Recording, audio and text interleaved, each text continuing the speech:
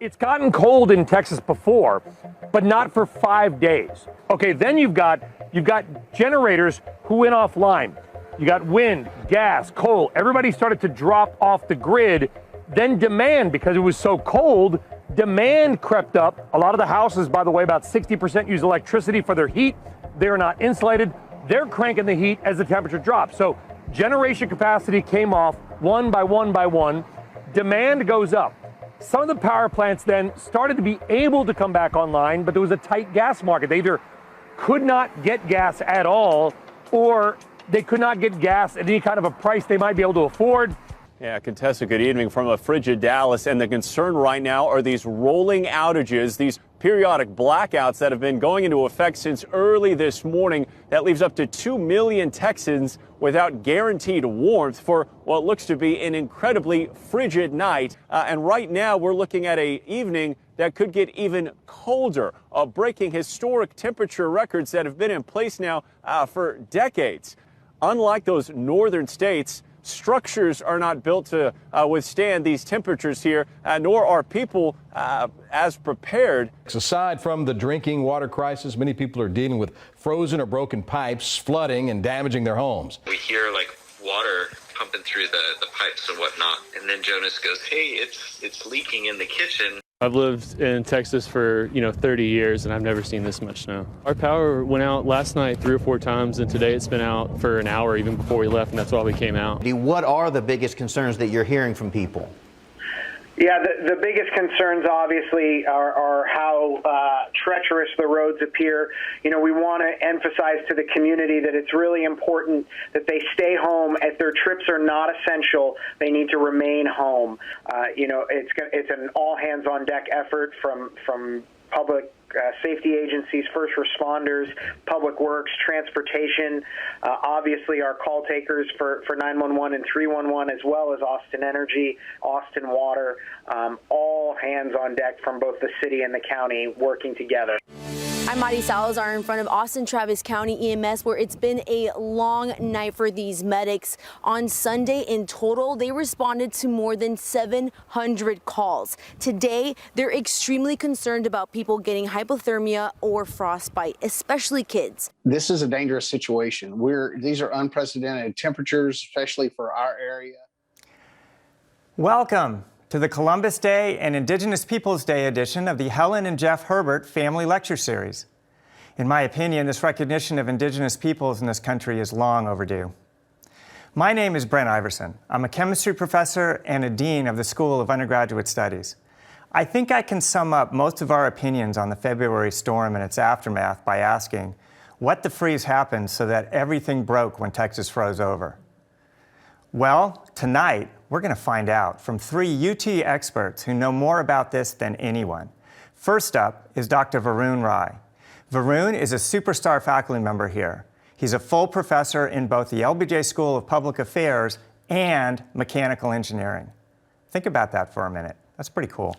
He's won some big-time national honors, and he's an expert on energy infrastructure as it interfaces with behavior sciences and public policy. He has been the director of the Energy Institute at UT Austin. We are very honored to have him with us tonight, and he's going to help us understand why the electricity grid failed for so many of us for so long after the storm. Varun? Great. Thank you so much, Brent, for that kind introduction. Hello, everyone. I'm so honored to be here. Like many of you, I was in Austin during Winter Storm Uri. Texas-wide power outages started early morning of February 15th, affecting over 4.5 million homes and businesses.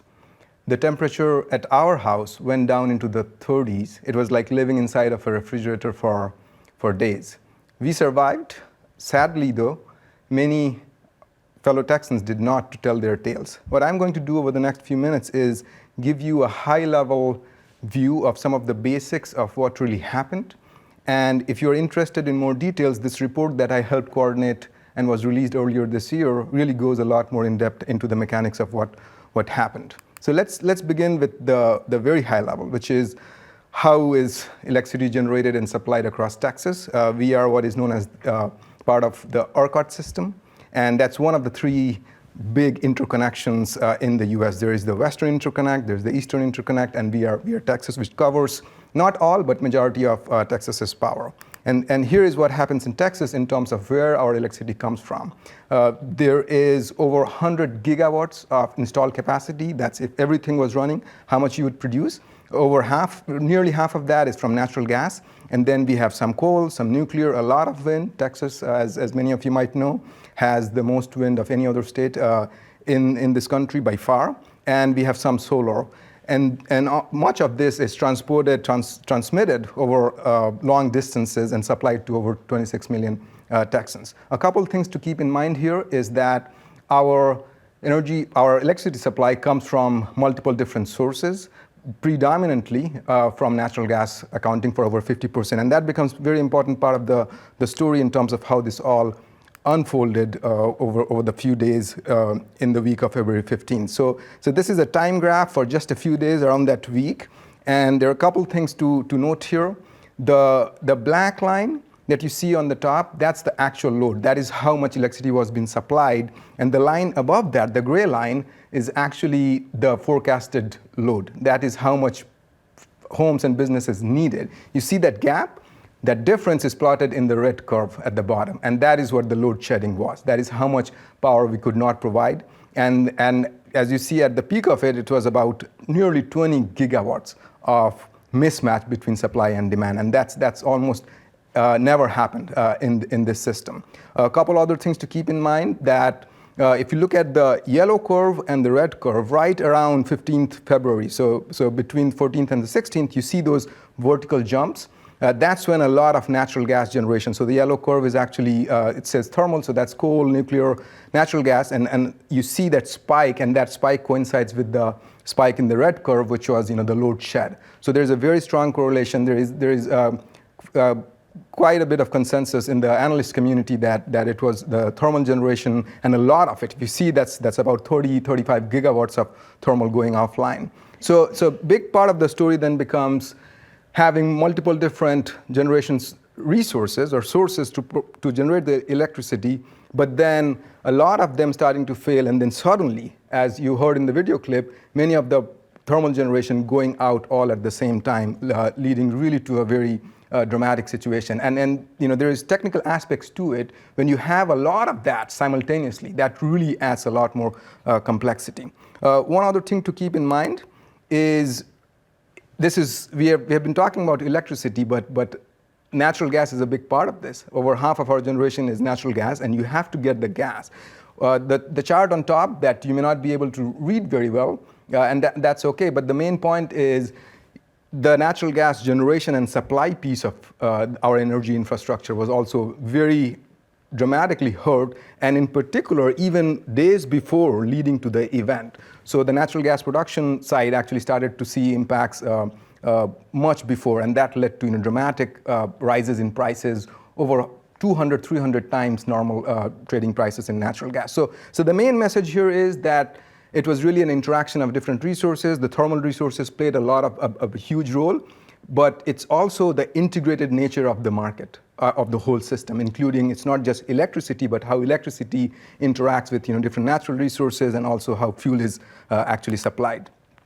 Moving on to what really people in Texas faced. It was really hard for most Texans. About 50 to 70% households had power and or water outages. We had power outage for 7 days and lost water for 4 days after that. As I said, we survived. We did fine. We have a well-insulated house. We had plenty of food supply, but many other Texans were not as fortunate. And that really goes back to this aspect of building design, envelope, energy efficiency, as well as insulation in the buildings becomes very important if we have to live through these types of incidents. Something to keep in mind is the impact was felt really across the communities. And here is one of the charts that we collected as part of a survey did in March is how deeply folks were impacted. And this was about water, power, transportation, but then also what it meant for lives, livelihoods, caring for elderly and children. And while the impacts, which is loss of power, water, and transport, was felt uniformly or more evenly, the hardships were a lot more uneven, right? Think about it, about 30 or more % of people across Texas wanted to go outside of their house to live in better conditions during that week, but could not. And that's the light blue chart, the bar that you see there. And you can just imagine, how hard it must have been for people to be with that. And it is a great reminder of how the way we build our infrastructure and the way we set up markets embeds structural inequity. So something we have to keep in mind as we try to think about solutions. One more slide before I talk about where we are in terms of the lessons learned. We collected also some data in terms of people's perceptions on solutions. And we talked about how should the market be redesigned, or should it be, what pieces of it, how should the board of ERCOT be structured, and things of that nature. What is the role of fossil fuels versus renewables?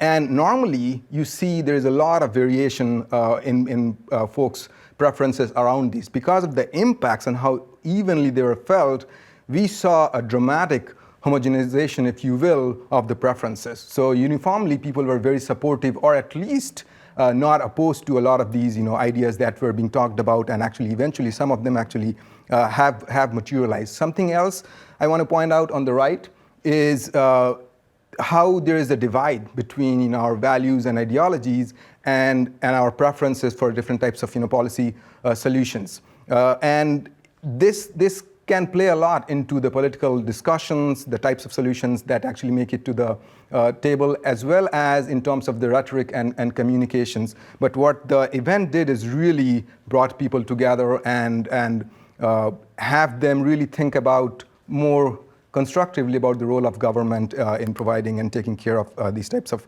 situations. And then on my final slide, just want to point out a few things. Really, it was what we learned afterwards is there was a lack of integrated planning. I talked about natural gas, talked about how that supply feeds into our electricity generation, but then also think about electricity and water, right? So that was one of the big lessons. There was a lot of focus on lowest cost, not as much on reliability, right? And that is a big shift that has happened recently. There was under-regulation, right? There are different parts of the system that need to operate together, and there are things that the market construct and policies and regulation need to set up to make sure we are having a reliable supply. But there are many pieces that are actually missing, and we have learned about that since. The changing energy system, demand was a big fact. Part of the whole thing, you heard about it in the clips. But really, one of the biggest missed opportunities during the event was that the demand, which is in the consumers, the homes and the businesses, were basically left on themselves, and there was very little communication as to how should they prepare, how should they respond, how should they participate, and that moving forward could become really a big part of the solution, because there are lots of technologies, lots of great ideas, platform software that can really bring the demand side much more proactively into not actually being a problem, because demand really skyrocketed because it was so cold, rather actually participate actively and productively to take care of the situation rather than break it.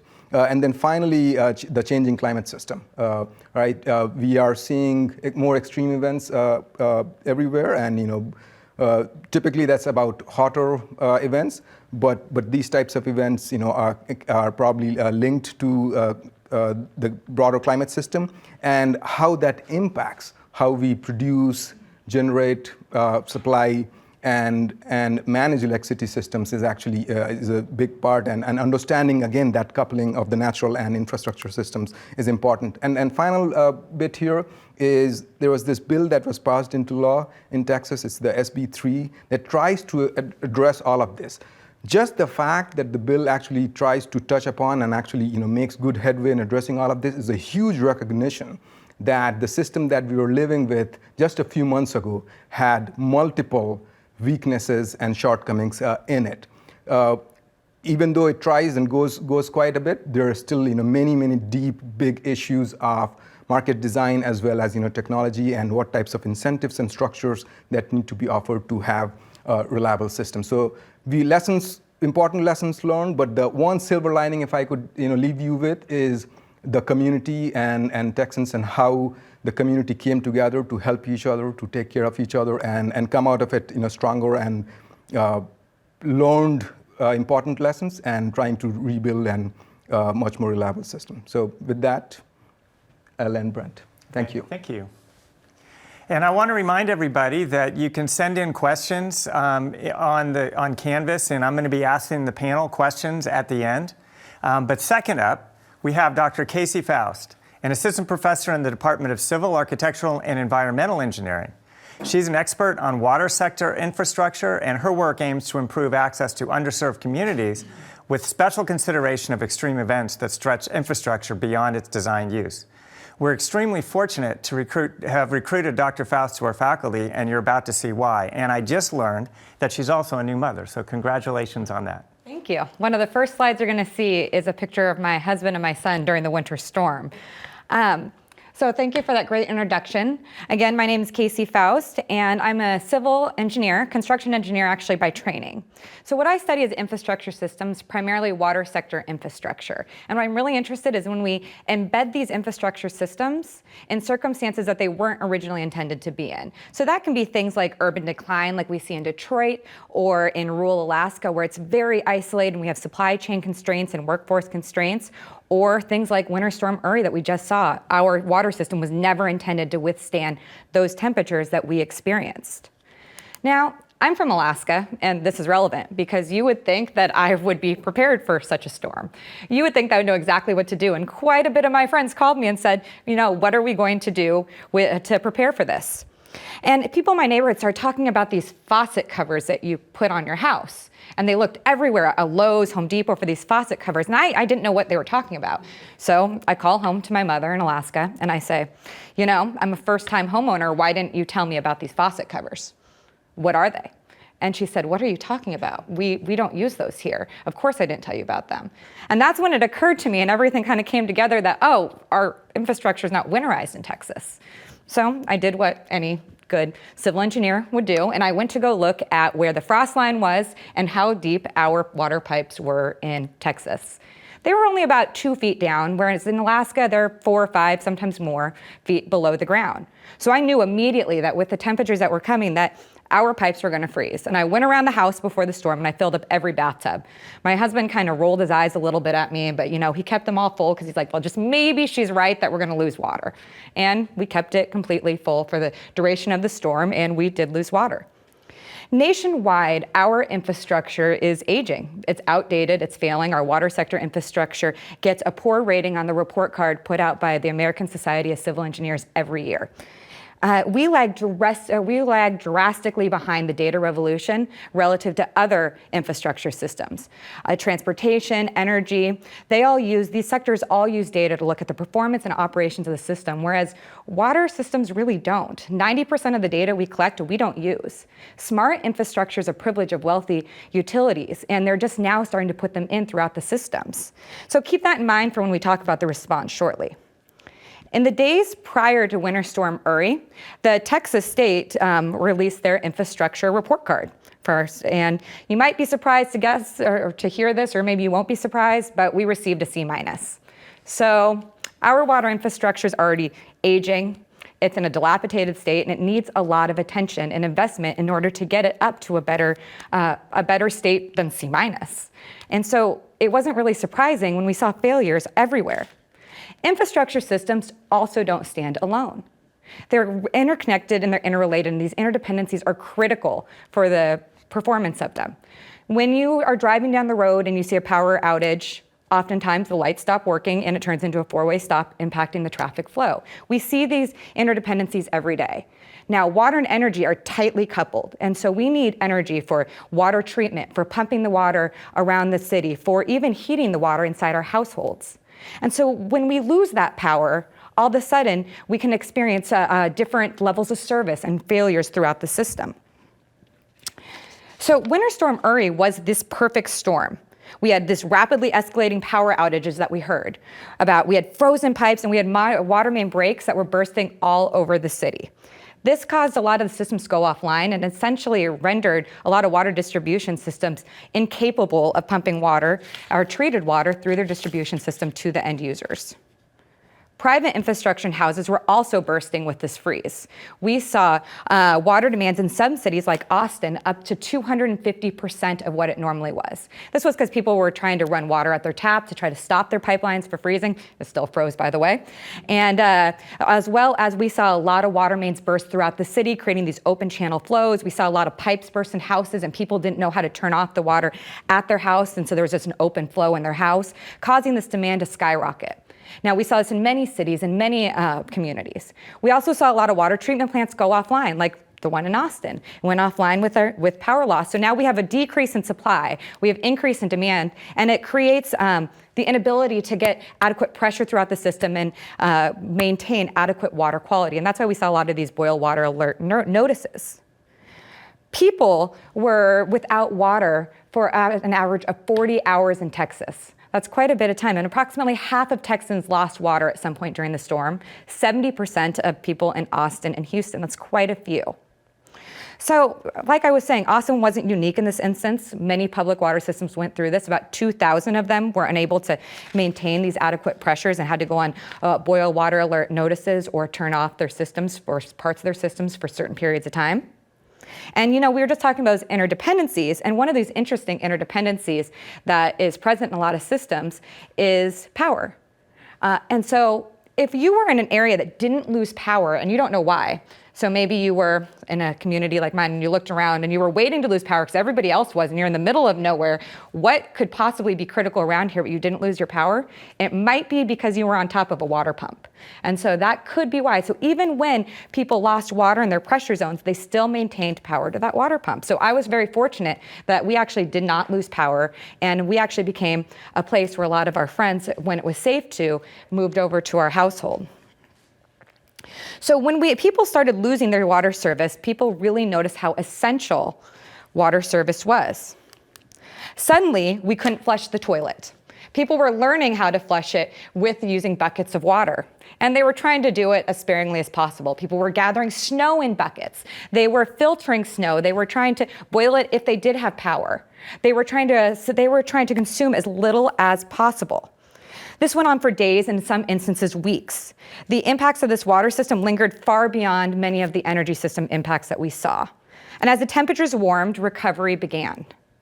The utilities were looking for anomalies in the system, because remember, we don't have a lot of data to get real-time observations to identify where these water main breaks are. So they looked at historic data and they compared it to what was going on. And a lot of my students, for instance, are interning at the utility, and so they were working around the clock to try to figure out where were there anomalies in the system, where were the irregularities, where there could have been higher demands, and they had to physically deploy crews out to try to figure out if there were some breaks there that needed to be repaired urgently. Now, communities also started banding together, and this goes back into some of the structural and organizational inequities that we just heard about. There was a lot of communities that self-organized in order to try to get the attention of the utility to be repaired faster. And so they started saying, please call the utility and report it, because if we report it more, we'll get their attention and we'll get them faster to our community. Now, historically, marginalized communities do not report issues to the authorities. And this is because they don't trust them. Why? Nobody's going to respond. Nobody's responded previously, so they don't bother. But oftentimes, these are the parts of the system that are, because of historic disinvestment, are the worst parts and probably need it the most. And so we see that that these wealthier areas that are crowdsourcing complaints, for instance, are then the ones that are getting that are recovering and responding the fastest. Not only are there inequities and things like that, but there's also access to technology, access to social media and languages. And so in Texas, only very few utilities were actually putting information out in both English and Spanish, for instance. And so this can actually create some issues with how we disseminate information and how we get that information to some of the public. Homes across the state, as we mentioned, were severely damaged. We had pipe bursts everywhere. 1/3 of the taps in my house were frozen, and I was pretty sure that we were going to have a burst. I actually started imagining what our renovation was going to be. And I said, well, we might as well embrace it. Let's see where it happens. And I started anywhere there was a frozen tap. I was like, this is what we could do to this area. And when we saw that, we were very lucky that we didn't have any bursts, but a lot of people, especially in my neighborhood and across the cities, we heard stories about their pipelines bursting, and plumbers were a shortage. This was another cascading impact. Post-disaster, we see that there's a lot of workforce challenges. And one of those was plumbers. We have this across the construction industry. It's one of the things we talk about all the time. Post-disaster, this becomes very apparent. People were trying to reach plumbers, and it took weeks sometimes to get through. Plumbers were working around the clock. They just didn't have the capacity to answer every call and get everywhere. We were asking plumbers to come from across states. If you had your own equipment, pack up that car, drive to Texas, help us get these houses back online. Some, especially apartments, were left for weeks without service. You know, households are still waiting for materials because of the supply chain shortages in order to get their houses back up and running. This is a house in my neighborhood, the next neighborhood over, and you can see they're still waiting for some recovery. It's in a little bit better state. Now, this was even further complicated because we were in a pandemic, so we had a compounded disaster. There were policies that were in place before Winter Storm Uri that inhibited our ability to respond. How many people could be in the office to be doing these data analyses that were necessary to figure out where there were the water main breaks? How the crews even went out, how many people could be in a crew truck, how the crews were able to interact in order to actually repair the water main breaks was an issue. Could somebody jump over to this other crew, or did they have to stay within their same crew because of the policies that were there, which of course slowed down the ability to respond. Now, at the community level, this was still a challenge because people were nervous about going in and helping each other, whether they could go in each other's houses. Some of our friends actually waited till their house was in the 40s before they came over because they were worried about the pandemic and social distancing. And finally, in their snow gear, they came over and they said, well, we figured if you lost power, you've got all the winter camping gear, so we'd be fine here. And so they finally came over. Now, we're still trying to understand how we can make our systems more resilient. There's a lot of questions that we need to answer, and that's what my research group focuses on. When we have these social constraints, these workforce constraints, these regulatory constraints that are impacting our technical system, these extreme weather events that we didn't plan for, how can we make our systems more resilient with what we have? We can't simply just move our entire system 4 feet below the ground. So what can we do? How can we use data to make the most improvements? Where should we put those smart infrastructure? How do we do this equitably? In the months post the storm, we've been working towards answering these questions, and we're going to continue to do so for quite some time. But it's not just going to be our group that's going to be my group or any groups that you're hearing about that's going to be doing this today. It's going to be a lot of you guys that are watching this. You guys are the leaders that are going to help us answer these questions that make our system more equitable and resilient to the storms of tomorrow. And I just cannot wait to see what kind of solutions you guys propose. So thank you for listening to me today. Thank you. Okay, third, we have one of my favorite all-time faculty members at UT. Troy Kimmel needs no introduction to most of you. He is Austin's most beloved broadcast weather person and a faculty member in the Department of Geography and the Weather. He is also the manager of the Weather Climate Rescue Center in the Department of Geography and the Environment. Dr. Kimmel? Thank you very much, and it's a pleasure to be with you, to hear Varun and Kasey, my colleagues here. I've learned so much tonight, so it's a pleasure and an honor to be along. I do also want to mention our Dean, Brent Iverson, in undergraduate studies and everything that they do, and the Herbert Family University Lecture Series. Amazing outreach, and it is an honor to be here with you tonight. So we get the chance to talk about some of the fun stuff now, and that is the weather and the weather forecast. I think it's important to note that we look at what we have heard about with this event, and I guess the question right off the bat is, how unusual was this event? Folks, believe it or not, this event, we've seen them before, and I'm going to very quickly remind you about the end of January. Hopefully, I don't know, some of us perhaps may have relatives that remember the last day of January 1949, when in Bergstrom, out at the air base and also at Robert Miller, the coldest temperatures ever recorded in Austin. We were 5 below out at the Air Force Base. We were 2 below at Robert Miller Airport. Those are the coldest temperatures ever seen in Austin. But more recently, in December, in the period just before Christmas in 1989, we saw temperatures as cold as about 4 degrees out at Robert Miller Airport and about 6 out at the air base back then. And then, of course, here comes 2021, February. Just to let you know, this year was interesting in a way. Our weather station out at Taylor, Texas, in eastern Williamson County, at the airport out there, actually recorded -2. I don't know if you remember that or not, but it was one of our below zero temperatures here in the Austin area. on the morning, I think, of the 16th, on that Tuesday morning. Meanwhile, out at Bergstrom, it was 6 degrees. That was the lowest temperature. And also at Camp Mabry, about 7 degrees recorded. So indeed, very chilly temperatures in the single digits, and some of those outlying areas, not a surprise at all that we were probably a little closer to zero. So how unusual is this? You go and talk to Dr. John Nielsen-Gammon, who's our state climatologist over at Texas A&M, and other folks in my discussions with them. We think this is probably, this type of event, probably on about a 30-year reoccurrence interval. And you look back at 49, 89, and 2021, you can kind of see at least there's something there. So we've been there before, but I think it's very interesting, as Kasey pointed out, we are where we are in 2021, and Varun pointed this out as well. We're not as prepared as we need to be, and I think we have to look at that. Now, a couple of things about weather forecasting. Brent, you'll like this now, because we're going to talk about, I can sit here and make jokes about weather forecasters, and most of those will get us off the air. But I'm just telling you now that a couple of things I want you to remember about weather forecasts. Number one, and I tell my GRG 301K classes about this all the time, weather forecasting is a non-perfect science. I hope that's not sending anyone to the hospital right now for you to understand it. If you hear someone giving you a forecast guarantee, I'm going to tell you it's not possible. There are no guarantees in this business. Number two, and I love this one, especially when I go into classes and discuss with my students, remember that in most cases, people always remember when you do wrong. And it may not be very frequently, but they will remember when you do wrong. Very rarely do they remember when you do right, and that especially applies to weather forecasting as well. Number three, and I think Varun pointed this out the best, folks, this was an extreme weather event. Bottom line. And folks, those events are hard to forecast for. We're at 30 degrees north latitude.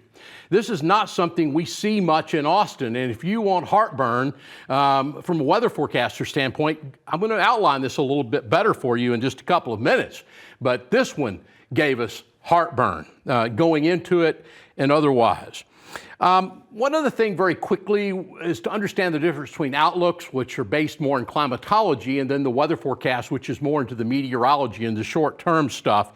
And I'm going to walk you through the outlooks into the forecast in this event here in just a couple of minutes. And I think the last factor I'll talk about in weather forecasting is about the climate change issue. And one thing that we have noticed is that, and Varun pointed this out as part of his lecture, is that we're seeing more dynamic events in there. And part of those dynamic events, as was well said a few minutes ago, can be not necessarily warmer. You think about that with global warming or climate change, but it may be drier. I know Dr. John Nielsen-Gammon at A&M is talking about how the state is getting more arid. By the way, Texas, we have one of our biggest issues over the next 100 years will be water. So if we're going more arid, especially with population growth, it's going to be a huge issue. But at the same time, we can be colder with these extreme events, and that's indeed what we saw. So I want to walk you through the event, talk about how the weather forecast went. This will be fun, just to let you know what we sort of saw in the background. If you maybe ran across some articles, there were some articles at the end of December of 2020 and into January 2021, there were some discussions about stratospheric warming over the polar regions. And this is something that we see scientifically. And when this begins to happen, and by the way, this is not a little warming in the stratospheric temperatures, this is sudden warming. We know that the polar regions are getting ready to dump some cold air. And I remember us having a discussion among some of the media folks here in town about this same time, saying it's not so much a question of when, it's just a question of where. Oh, guess what? We found out where pretty quickly come the second week of February of last year. We began to see this unfolding in the climate outlooks, the 8 to 14-day outlook from the Climate Prediction Center up the National Weather Service in College Park, Maryland, and about the first couple of days of February. And I'll tell you, and just be honest with you, right off the bat, we began to see this show up, and there was a lot of discussion amongst meteorologists and even in the media, but we kind of held on to it on our own. And we looked at it and we says, this can't happen. These outlooks are too cold. It's just not possible. Well, you tell Mother Nature that, and we find out pretty quickly Mother Nature will decide what is possible or not. We begin to get in some to the numerical weather outlooks, particularly the first week of February, 1st through about the 8th. And folks, through the deterministic data, in addition to some of the ensemble data, folks, we were seeing things that behind the scenes scared us. It scared me. And I was saying, this is not possible. If we did this, it would be record-breaking if it happened. And frankly, for a few days, we just kind of sat on it. And what we began to see about the 7th, 8th, and 9th of February was a consistency that was unmistakable in these models. And it was at that point that you began to see media discussing this, the media, meteorologists, TV. We began to see a lot of the other meteorologists begin to discuss it. We had to face the fact that this was something that indeed was going to happen. Still wondering exactly where it was going to happen, but it was more certain this was aimed down through the central part of the U.S. In a pile of stuff I looked at last night are my transmissions internally within UT as university meteorologist to our weather email list here. And at 2:10, or about 1 p.m. rather, on Wednesday, the 10th of February, I put out my first statement to the university community. And I will read you the headline that I put in there. A very complex and multifaceted winter weather event expected over the week with bitterly cold temperatures and associated snow and ice threats developing over Texas and our south central Texas area. I'll tell you, as I wrote that, it scared me. Not because I was afraid so much of the event. I was afraid of being wrong. Am I going overboard with this? I want to point out something, and I think from Varun's standpoint, at 2:10 p.m. on Thursday, the 11th of February, this will be that Thursday before, ERCOT actually issued a press release. I'll quote now, extreme cold weather expected to result in record electrical use in the ERCOT region. So even people like the meteorologists over at ERCOT, they begin to recognize this. And then finally, as we got into the weekend, and this is the one that perhaps still keeps me awake at night, on the headline that I put out at 9:45 on Sunday morning, 14th of February, to our UT weather email list. And the headline was this, and to this day, I look back at it and I wonder if I went overboard. Crippling, dangerous, historic winter storm approaches, bitterly cold temperatures, prepare for the worst, was my headline at 9:45 on Sunday morning. And folks, of course, beyond that, the rest is history. We ended up with temperatures as low as 0 in parts of south central Texas. We ended up with record snowfall amounts here in the Austin area and the surrounding areas as well. We were in gridlock for a long time, and of course the things that rolled along with that. So my last comment before I turn it back over to Brent, we get some more questions from some of you. Was the forecast good? That's what he invited me here for. So was the forecast good? And in ways, I think it was. I think I was a little bit afraid of over-alarming people, panicking people. But now I look at that transmission early on that Sunday morning and I say, was I strong enough in that message? I headlined a lot with the danger to the homeless population in Austin, with pets, pipes, plants, and people, basically. Do we have work to do? Well, in weather forecasting, we always have work to do because we're not going to be perfect in what we do, and especially in these extreme events. But I think really I have to give a hats off to especially the media here in Austin. I think this event was fairly well covered, and especially by my colleagues that are meteorologists on the broadcast side. I have to give credit to our ERCOT meteorologist, Chris, and those people out there, and Bob Rose at LCRA, the meteorologist over there. We all worked in talking to each other, trying to work and make sure there's consistency in our message, especially in these in these extreme events that we see. So with that, I'm going to turn it back over to Brent. And Brent, I think our forecasts were good, but I think we can get better. Well, thank you for personalizing that. It's an incredible responsibility when you see something like that coming that's unprecedented, and you don't know how are you going to alert the community appropriately, and at the end of the day, it's a guess. I can appreciate that, and thank you for all you do, because I've been at the university a long time, and I know that you're always the one who's advising our administration on what we have to do, and you've always done a great job. Brent, one thing that I'll mention too from the university standpoint is that I think we did an amazing job as a university in a very, very difficult situation. Yeah. And were there things that we could have done better? Absolutely, as humans, that's way. But at the same time, I work on a great team. It's not one person in our group in safety and security. It's a team. Well, thank you for what you do. Now, I'm going to ask the other panelists to come up, but we've got a number of questions coming in. And I'm going to give you the first one, Troy. Is this going to happen this year? So many people wanted to know. See y'all later. I will tell you there's some interesting things, and I think probably it's related more to where we have been. I think it's easy to look back and sort of say, could this happen again? I will tell you, yes, it could happen again, but we're thinking that we need to be prepared this year. I think the reoccurrence interval, Brent, is low enough, but there are no promises. Our main thing, my colleagues on either side of me here, is we've got to be in a proactive mood with this, both in the weather forecast, and we've got to be proactive with this. We can't afford to be reactive. And so I would say the chances of it happening are slim, but I think we'd be foolish to assume that it's not ever going to happen again. And let's say that it does. I'm getting a lot of questions that say the same thing. Let's say it happens again this coming February. Are we going to be in a better place than we were this past February? I don't think so. And the reason is there are so many interacting pieces to this.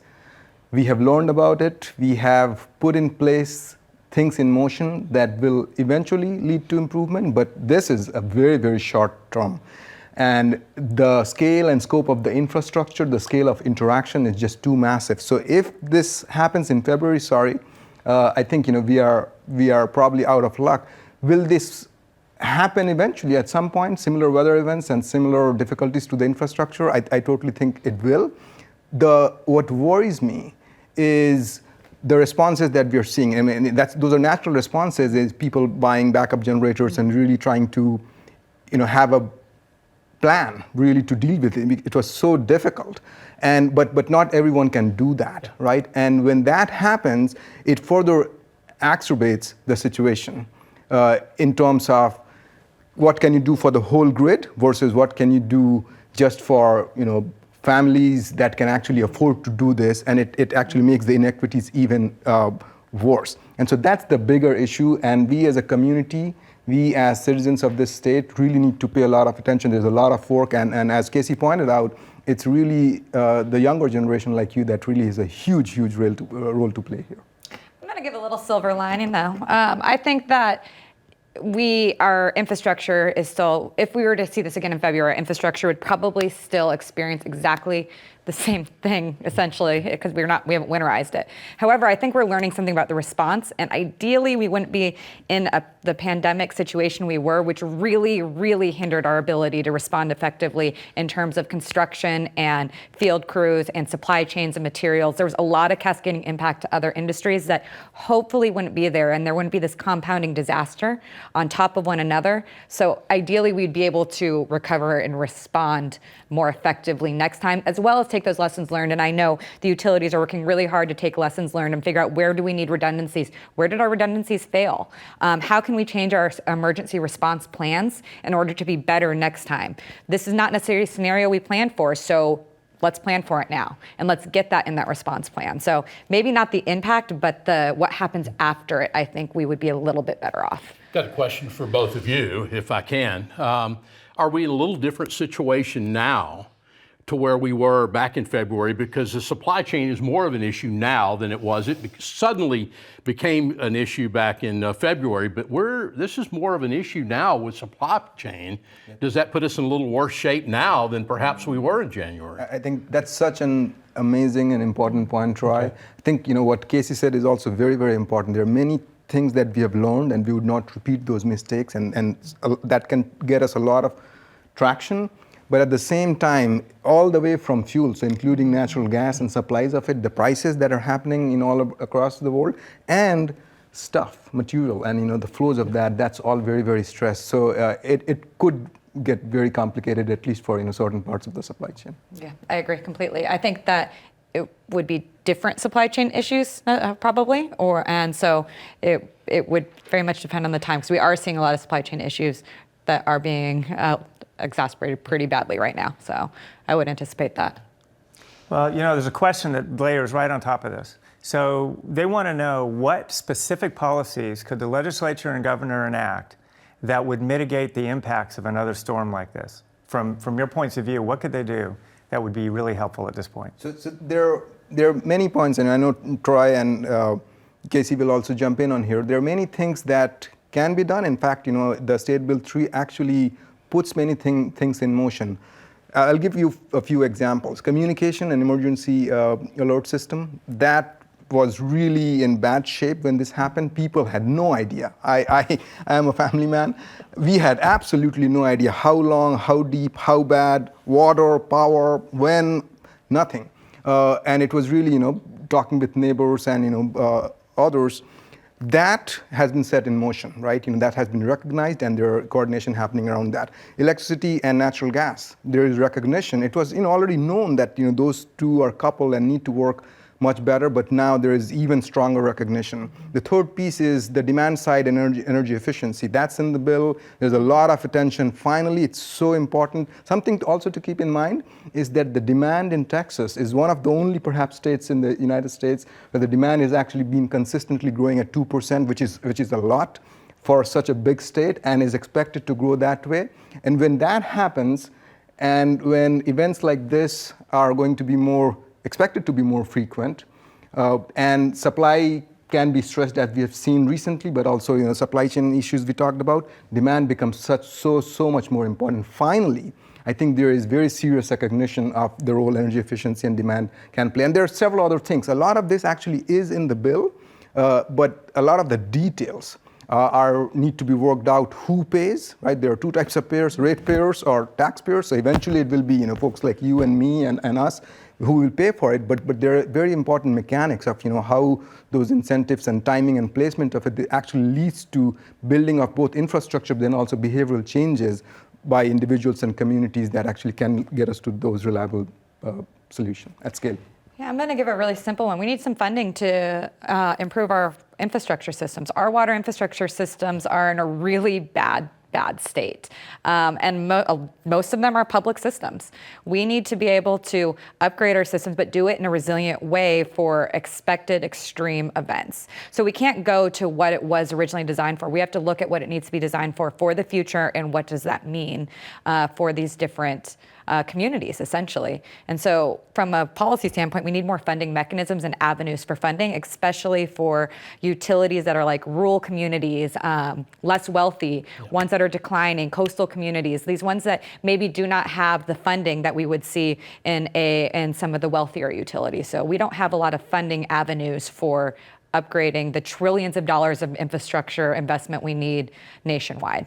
And if I can just add one thing that is very important to keep in mind is we often talk about the cost of weatherizing the system, cost of these policies and regulation. Several, by different estimates, numbers vary, so there is no one estimate. There are several hundred people died, and there's at least $100 billion. There are estimates that put this at multiple $100 billion in losses, right? This doesn't even include, some of these estimates, the water infrastructure that was damaged in the houses, and, we were talking about Troy. Yeah. And so, we need to be more holistic. That's the one thing that it really needed to change and could have huge impact across, is not just talking about what is the cost of the power and what is the cost of weatherizing. Rather, when you not do that in the expected play out of events, what are the bigger costs that we will end up shoring up and paying for anyway? So that shift in paradigm can make the biggest difference. So really you're talking about the cost of not doing this is going to be much higher than what... Absolutely. Yeah. We also need to be looking at the community needs. We need to be looking at more individual-based solutions for that community that look at the socio-demographic needs. Aging communities are going to need some different things when it comes to infrastructure versus ones with a lot of children.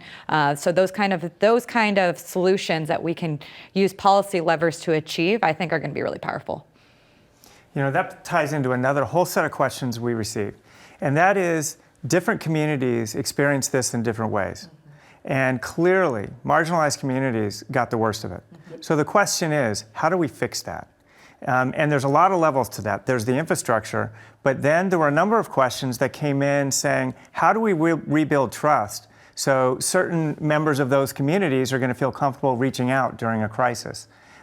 So how do we think about that? Because I think that's where we really need to pay a lot of attention right now. Yeah, I can get started. I know others want to jump in.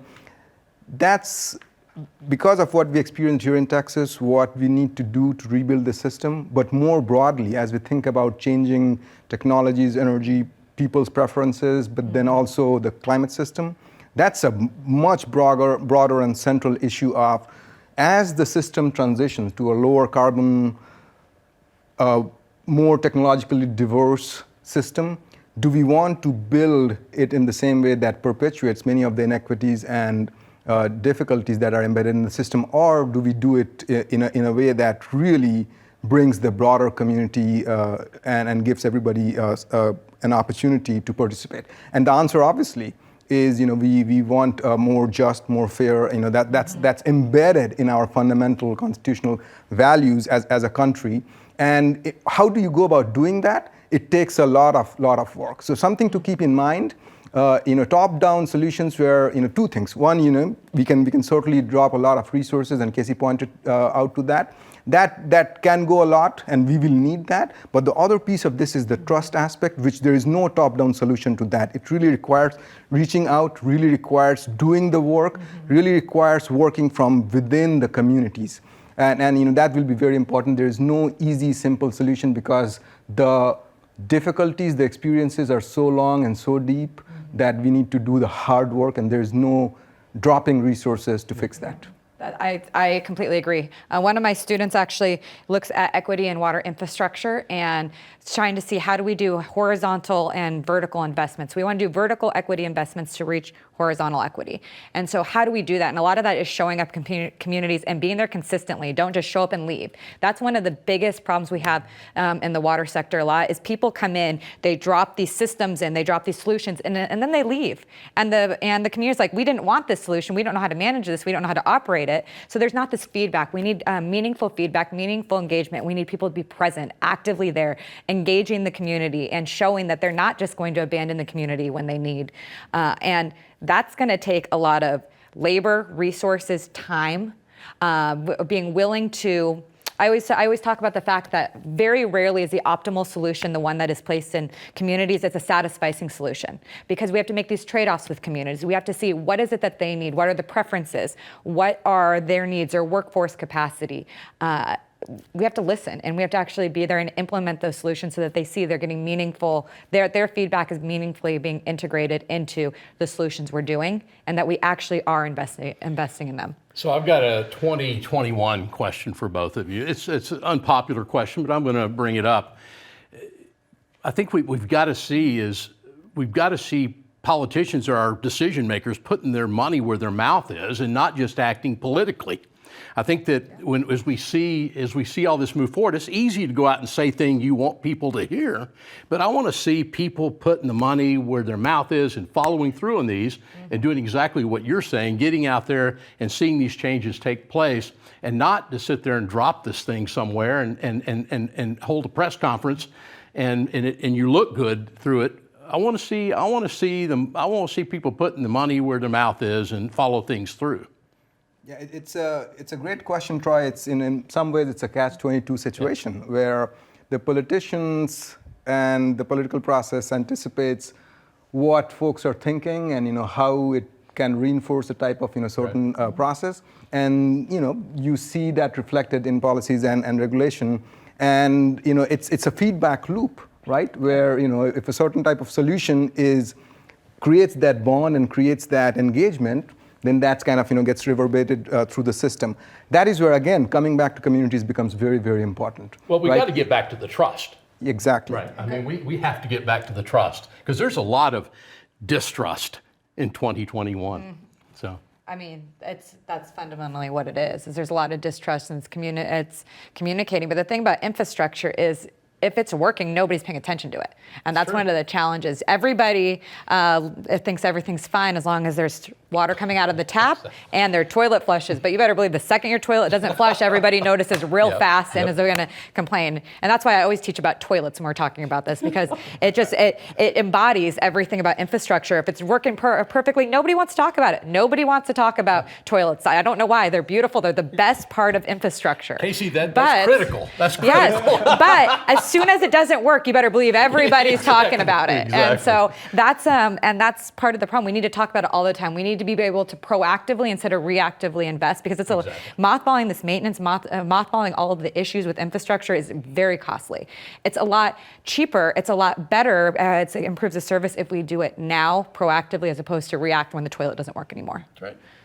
Okay, so as if I needed any more proof that we have the best students in the world at UT Austin, I'm getting a ton of questions which are all like this. How can they help fix this problem? What can they do? I believe one of the things is, as I tell my students a lot, folks, this is your world. We are raising some of the best critical thinkers at the University of Texas. And by the way, that's an Aggie saying this. I'm telling you, we have great critical thinkers here. And frankly, I'm afraid that my generation has left you in a heck of a mess. You have to be part of this. You have to get out there and you have to vote. I want to see you vote. I'm not going to tell you how to vote as a faculty member or anything like that, but be part of it. Be part of the solution. I'm not sure my generation has left us in the best shape at this point, but we need to get you involved, however you think. No, I would say you all are already just so far ahead in terms of how you engage, how you communicate. But in terms of helping address the situation, there are many ways. We need great engineers and infrastructure thinkers, systems thinker, really. It's not just about that solution, it's like how different things interact. We need a lot of that.